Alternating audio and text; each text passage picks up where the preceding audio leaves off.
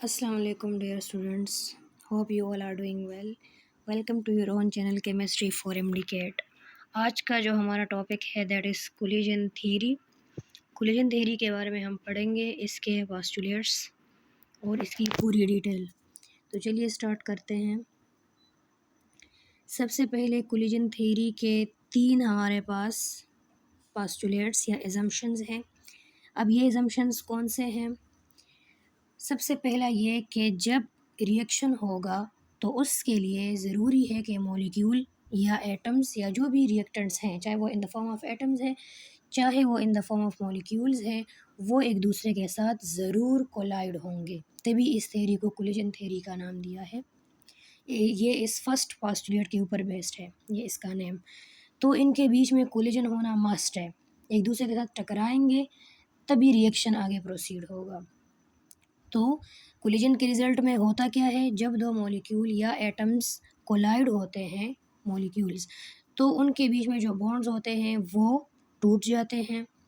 उस टूटने के बाद, बॉन्ड्स के टूटने के बाद न्यू बॉन्ड्स की फॉर्मेशन होती है। अगर तो बॉन्ड्स नहीं टूटे हैं तो न्यू बॉन्ड्स की फॉर्मेशन नहीं होती। तो कोलिजन का फ़ायदा क्या है? Atoms in the molecules are rearranged, bonds are broken down and new bonds are formed. और जब न्यू बॉन्ड्स बनेंगे तो इससे प्रोडक्ट फॉर्मेशन होगी और रिएक्शन होगा। दूसरा एजम्पशन ये है कि ये कोलिजन कब होगी? ये कोलिजन सिर्फ़ और सिर्फ तब होगी जब कोलाइडिंग पार्टिकल्स के पास, चाहे वो एटम्स हैं चाहे मॉलिक्यूल्स हैं, उनके पास एक्टिवेशन एनर्जी होगी। हम आगे पढ़ेंगे कि एक्टिवेशन एनर्जी क्या है। थर्ड पोस्टुलेट, थर्ड एजम्पशन ये कहता है कि कुछ रिएक्शंस ऐसे भी होते हैं कि जहाँ पे रिएक्टेंट मॉलिक्यूल्स के पास, पार्टिकल्स के पास एक्टिवेशन एनर्जी होती है, लेकिन फिर भी वो रिएक्शन सक्सेसफुल नहीं रहता। तो इसके लिए एक्टिवेशन एनर्जी के अलावा भी एक और चीज़ इम्पॉर्टेंट है, मस्ट है, और वो है उन मॉलिक्यूल की, एटम्स की प्रॉपर ओरिएंटेशन या अरेंजमेंट, कि वो किस तरह से अरेंज्ड हैं या उनकी ओरिएंटेशन क्या है।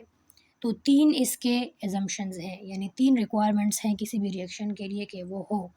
एक तो ये कि मॉलिक्यूल्स का कोलाइड होना मस्ट है, कोलिजन करेंगे। उस कोलिजन के लिए उनके पास एक्टिवेशन एनर्जी का होना मस्ट है। एक्टिवेशन एनर्जी के अलावा भी एक और चीज़ रिक्वायर्ड है, दैट इज़ ओरिएंटेशन, उनकी अरेंजमेंट। अब हम पढ़ते हैं कि एक्टिवेशन एनर्जी क्या है।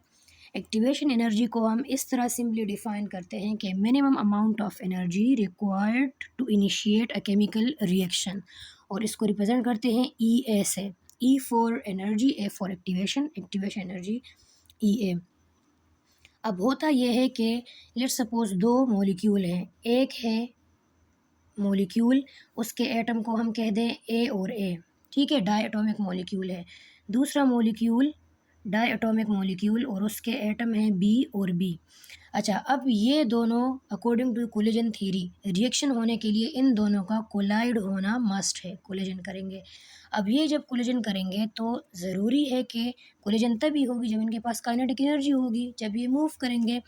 तो जब ये एक दूसरे की तरफ प्रोसीड होंगे, जब ये मूव करेंगे और कोलाइड होंगे एक दूसरे के साथ, तो कोलिजन के बीच में दौरान में क्या होगा कि इन मॉलिक्यूल की काइनेटिक एनर्जी, एक मॉलिक्यूल की काइनेटिक एनर्जी ट्रांसफ़र हो जाएगी दूसरे मॉलिक्यूल के पोटेंशियल एनर्जी में। इसी तरह इस मॉलिक्यूल की ट्रांसफ़र हो जाएगी एनर्जी इस मॉलिक्यूल के पोटेंशियल एनर्जी में, ठीक है। जब ये एनर्जीज़ ट्रांसफ़र हो जाती हैं तो उसके रिज़ल्ट में क्या होता है, फिर वो दूसरे मॉलिक्यूल के अंदर किस फॉर्म में एक्सप्रेस होती है?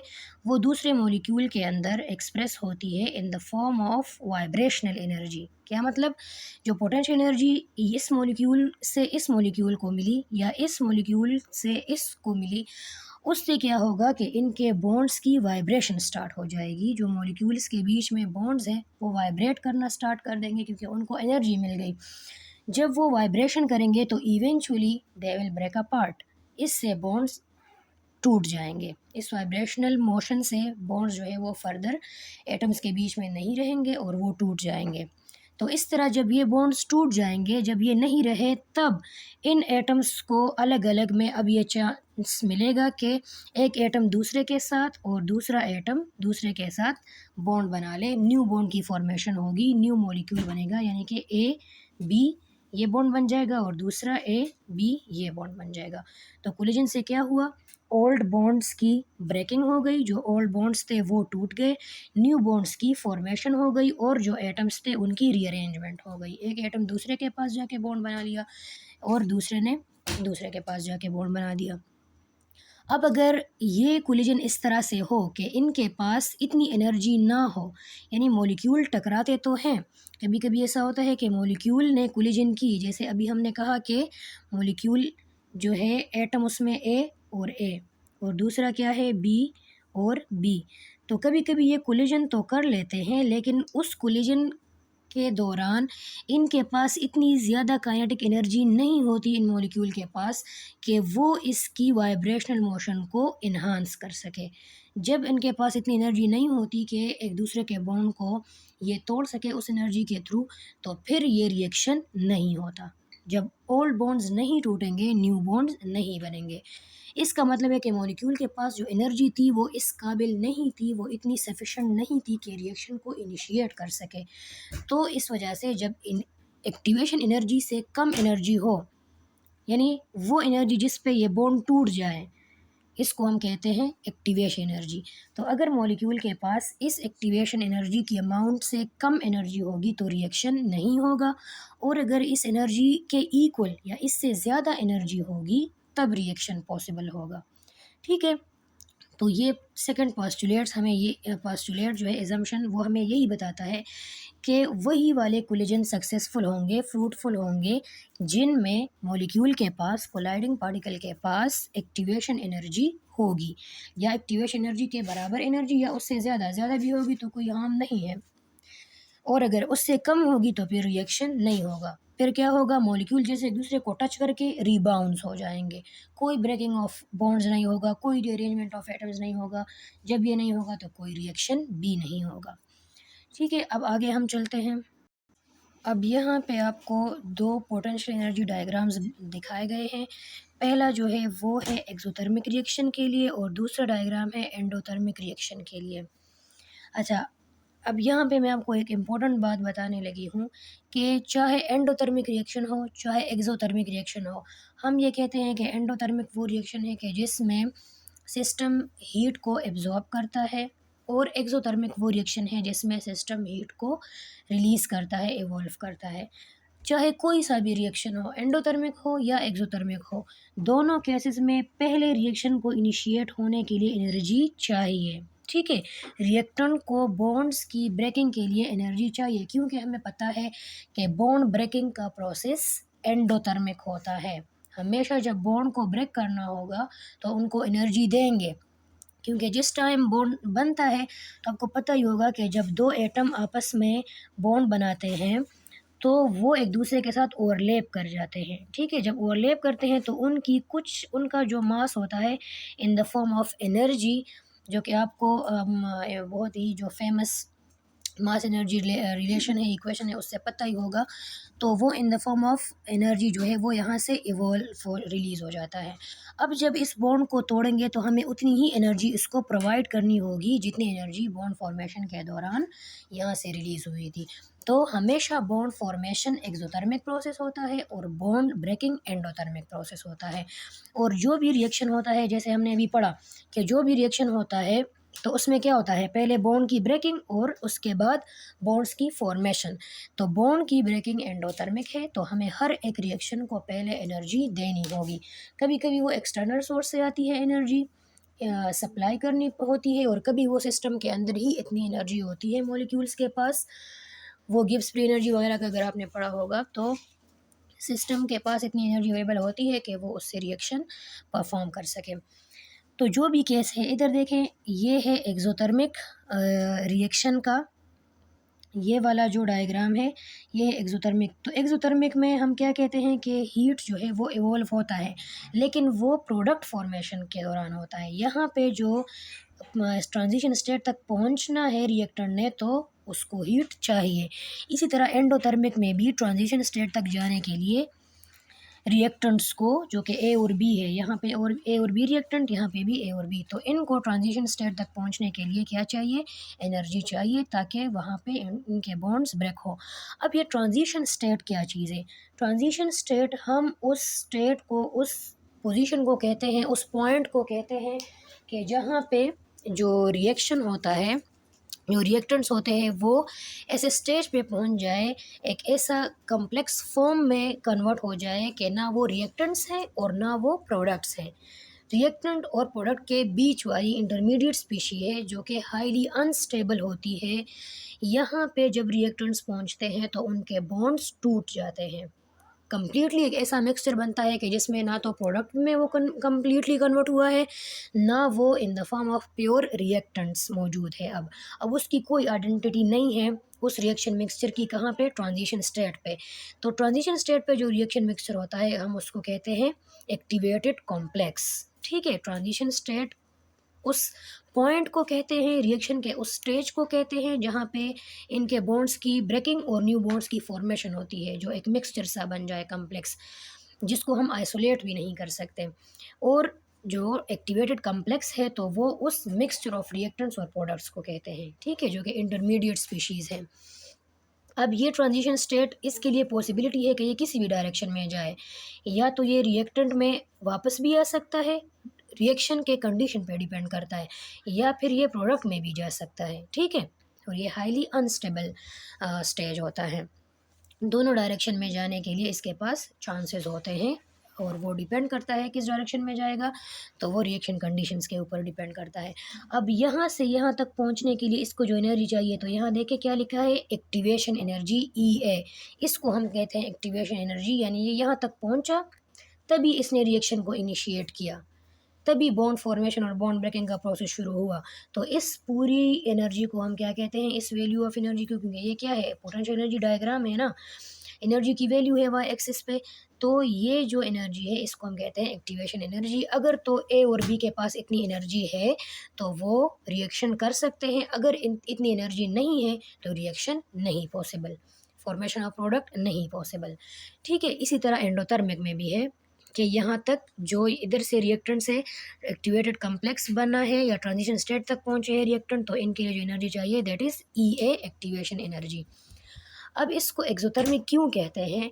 क्योंकि जब यहाँ पे फॉर्मेशन ऑफ प्रोडक्ट हुआ है, जब प्रोडक्ट बने हैं, तो प्रोडक्ट फॉर्मेशन के दौरान इतनी एनर्जी रिलीज़ हुई मिक्सचर में से कि रिएक्टेंट से भी इसकी एनर्जी कम हो गई। देखिए, रिएक्टेंट से प्रोडक्ट की एनर्जी कम है ना, COD प्रोडक्ट्स हैं और B रिएक्टेंट्स हैं, तो रिएक्टेंट से भी इनकी एनर्जी कम है, मतलब कि सिस्टम के पास पहले ज़्यादा एनर्जी थी। सिस्टम के पास क्या था पहले, एनर्जी क्या थी, ज़्यादा थी। पोटेंशियल एनर्जी डायग्राम पे देखें, इतनी एनर्जी थी, और अब सिस्टम के पास इतनी एनर्जी है, तो ये इतनी अमाउंट ऑफ एनर्जी कम हो गई। ठीक है, यानी उसने एनर्जी क्या की, रिलीज़ की, इसलिए हम इसको कहते हैं एक्सोथर्मिक रिएक्शन। इस केस में जब आप लो एनर्जी से हाई एनर्जी को माइनस करोगे तो डेल H की वैल्यू नेगेटिव आएगी। ठीक है, एंथैल्पी ऑफ द रिएक्शन की वैल्यू क्या होगी, नेगेटिव। क्यों? क्योंकि हमने लो अमाउंट ऑफ एनर्जी से यानी प्रोडक्ट से हाई अमाउंट ऑफ एनर्जी यानी रिएक्टेंट की एनर्जी को माइनस किया, तो वैल्यू नेगेटिव में आ जाती है। ये एक्सोथर्मिक रिएक्शन होता है। अब एंडोथर्मिक रिएक्शन को देखें तो उसमें रिएक्टेंट की एनर्जी इतनी थी लेकिन प्रोडक्ट की एनर्जी इतनी है। ठीक है, तो किसकी एनर्जी ज़्यादा है, प्रोडक्ट की, रिएक्टेंट की कम है। इसलिए जो एनर्जी में डिफरेंस होगा, डेल H होगा, एंथैल्पी ऑफ द रिएक्शन, उसकी वैल्यू पॉजिटिव होगी। यानी सिस्टम ने कम एनर्जी से वो किधर गया है, हाई एनर्जी पे। पहले एनर्जी कम थी रिएक्शन से पहले, और अब प्रोडक्ट बनने के बाद रिएक्शन जो सिस्टम है उसकी एनर्जी ज़्यादा हो गई है। तो जब प्रोडक्ट्स की हाई एनर्जी को रिएक्टेंट की लोअर एनर्जी से माइनस करेंगे तो डेल H की वैल्यू पॉजिटिव आएगी, और इसी को हम कहते हैं एंडोथर्मिक रिएक्शन, यानी कि नेट चेंज इन एनर्जी क्या है, पॉजिटिव है, सिस्टम हाई एनर्जी पे गया है। एक और बहुत इंपॉर्टेंट बात मैं आपको इधर ये बता दूं कि अक्सर ये भी पूछा जाता है क्वेश्चंस में एग्ज़ाम के अंदर के एक्सोथर्मिक रिएक्शन के प्रोडक्ट ज़्यादा स्टेबल होते हैं या एंडोथर्मिक के। तो आप ये रूल हमेशा याद रखें कि जब भी किसी भी सब्सटेंस की एनर्जी हायर होगी उसकी स्टेबिलिटी कम होगी। हमेशा जिसकी एनर्जी हायर होगी, जो हाई एनर्जी स्टेट पे होगा, उसकी स्टेबिलिटी उतनी ही कम होगी, क्योंकि उससे एनर्जी लॉस होने के चांसेस होंगे।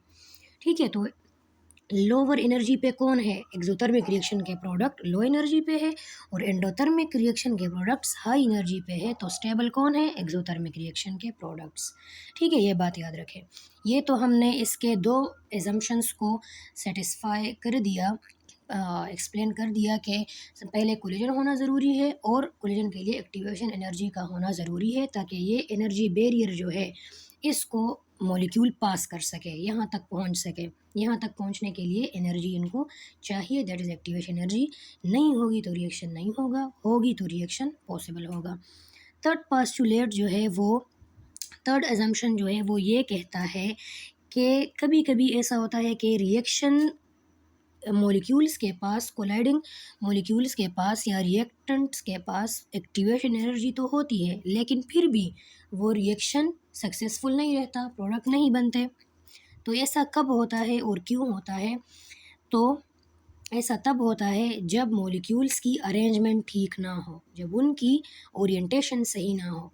अब इधर देखें, दो मॉलिक्यूल हैं, एक है A2 यानी एक जैसे दो एटम्स इधर है और B2 एक जैसे दो एटम्स इधर हैं। ठीक है, अब जब ये कोलाइड होंगे तो यहाँ पे A ने B के साथ और दूसरे A ने B के साथ बॉन्ड बनाना है। तो ये जब एक जैसे एटम्स हैं तो इनकी अरेंजमेंट में या इनकी ओरिएंटेशन में ज़्यादा मसला नहीं है, क्योंकि एक ही जैसे एटम्स हैं और एक ही जैसे इन्होंने बॉन्ड्स बनाने हैं कोलाइड होके। सेम ही इनके पास जो है वो इनके आमने सामने एटम्स आएंगे, तो जो प्रोडक्ट बनेगा वो किस तरह बना है, एक ए का एटम और दूसरा बी का। इसी तरह इधर भी एक ए का एटम और दूसरा बी का एटम लगा हुआ है, तो इससे क्या बना, 2AB प्रोडक्ट बन गया। ये जो पहले यहाँ पे बॉन्ड था वो ब्रेक हो गया, यहाँ पे जो बॉन्ड था उसकी ब्रेकिंग हो गई। ठीक है, दोनों बॉन्ड की जब ब्रेकिंग हो गई तो यहाँ पे एक बॉन्ड बन गया और यहाँ पे न्यू बॉन्ड बन गया। ये कोलिजन थ्योरी कहती है कि ओल्ड बॉन्ड्स टूट जाएंगे, न्यू बॉन्ड्स बन जाएंगे। ये जो बॉन्ड्स के बनने और टूटने का जो ड्यूरेशन था, जो प्रोसेस था, जिसको हमने इधर क्या कहा, एक्टिवेटेड कॉम्प्लेक्स कहा, और ये कहाँ पे बनता है, ये ट्रांजिशन स्टेट पे बनता है। और इस दौरान होता क्या है, सारे ओल्ड बॉन्ड्स की ब्रेकिंग, न्यू बॉन्ड्स की फॉर्मेशन, एटम्स की रीअरेंजमेंट। ठीक है, और इसको मैंने क्या प्रॉपर्टीज़ आपको बताई इसकी, कि हाईली अनस्टेबल है, इसका शॉर्ट लाइफ स्पैन है और ये दोनों डायरेक्शन में जा सकता है। ये डबल एरो आपको यही शो करते हैं कि ये इस डायरेक्शन में जाके वापस रिएक्टेंट भी बना सकता है और इस डायरेक्शन में जाके प्रोडक्ट भी बना सकता है, depending upon the conditions provided to the reaction. और हाईली अनस्टेबल स्पीशीज़ होती है, इसको हम रिएक्शन मिक्सचर से इस फॉर्म में सेपरेट नहीं कर सकते। ये हो गया। तो क्या क्या प्रॉपर्टीज़ हमने एक्टिवेटेड कॉम्प्लेक्स की या ट्रांजिशन स्टेट की पढ़ी, कि यहाँ पे ट्रांजिशन स्पीशीज़ होती है। ट्रांजिशन मीन के ना वो रिएक्टेंट्स हैं ना वो प्रोडक्ट्स हैं, बल्कि इन ट्रांजिशन बिटवीन द टू है, और हाईली अनस्टेबल है और शॉर्ट इसका लाइफ स्पैन है। ठीक है, अब हम देखते हैं कि रिएक्टेंट्स की जो अरेंजमेंट होती है, ओरिएंटेशन, वो किस तरह रिएक्शन को अफेक्ट करती है। तो अब यहाँ देखें, एक है रिएक्टेंट कार्बन मोनोऑक्साइड और एक रिएक्टेंट है नाइट्रोजन डाइऑक्साइड। अब जब बॉन्ड्स बनेंगे, न्यू बॉन्ड्स, तो वो किसके बीच में होंगे, कार्बन डाइऑक्साइड बनेगा ना, तो कार्बन और ऑक्सीजन के बीच में न्यू बॉन्ड ने बनना है। किस किस के बीच में, कार्बन और NO2 के ऑक्सीजन के बीच में। ठीक है, तो जो प्रोडक्ट बनेगा वो क्या होगा, कार्बन डाइऑक्साइड CO2। एक ऑक्सीजन इसके पास था, एक ऑक्सीजन NO2 से इसके पास गया है और यहाँ पे रह गया नाइट्रोजन मोनोऑक्साइड। अब अगर इसकी अरेंजमेंट ऐसी हुई, इसकी जो ओरिएंटेशन है वो इस तरह से है, तो फिर तो रिएक्शन होगा। लेकिन इधर देखें, जब कार्बन के सामने नाइट्रोजन आ गया है, तो कार्बन ने तो नाइट्रोजन के साथ बॉन्ड नहीं बनाना था, इसने किसके साथ बॉन्ड बनाना था, ऑक्सीजन के साथ, और ऑक्सीजन इसके सामने है नहीं। तो जब न्यू बॉन्ड्स की फॉर्मेशन के दौरान एटम्स, इस तरह के एटम एक दूसरे के सामने आ जाए जिसमें न्यू बॉन्ड नहीं बन रहे, तो वहाँ पे बॉन्ड की फॉर्मेशन नहीं होती। बॉन्ड की फॉर्मेशन नहीं होगी तो नो रिएक्शन, कोई रिएक्शन भी नहीं होगा, कोई प्रोडक्ट भी नहीं बनेगा। तो ये थे 3 एजम्पशंस ऑफ कोलिजन थ्योरी, जो कि हमने वन बाय वन डिटेल के साथ पढ़े, कि पहले तो मॉलिक्यूल का कोलाइड होना मस्ट है, फिर उनके कोलिजन के लिए एक्टिवेशन एनर्जी का होना मस्ट है, उसके बाद भी अगर एटम्स डिफरेंट है तो उनकी ओरिएंटेशन भी मैटर करती है, गलत ओरिएंटेशन होगी, बॉन्ड्स जिस एटम ने दूसरे के साथ बनाना है वो उसके सामने नहीं आएगा ड्यूरिंग कोलिजन, तो फिर वहाँ पे भी बॉन्ड फॉर्मेशन नहीं होगी और रिएक्शन नहीं होगा। तो ये थे 3 पोस्टुलेट्स ऑफ कोलिजन थ्योरी। अब भी अगर आपको कोई समझ नहीं आई किसी बात की, किसी पॉइंट की, तो आप व्हाट्सएप पे कांटेक्ट कर सकते हैं। फ्री क्लासेस में आपको ऐड किया जाएगा, और इसके रिलेटेड अगर कोई आपने क्वेश्चन सॉल्व करने हैं या कोई आपको चाहिए पीडीएफ वगैरह, तो भी आप उसके लिए कांटेक्ट कर सकते हैं। नेक्स्ट टॉपिक तक अपना ख्याल रखिए। अल्लाह हाफ़िज़।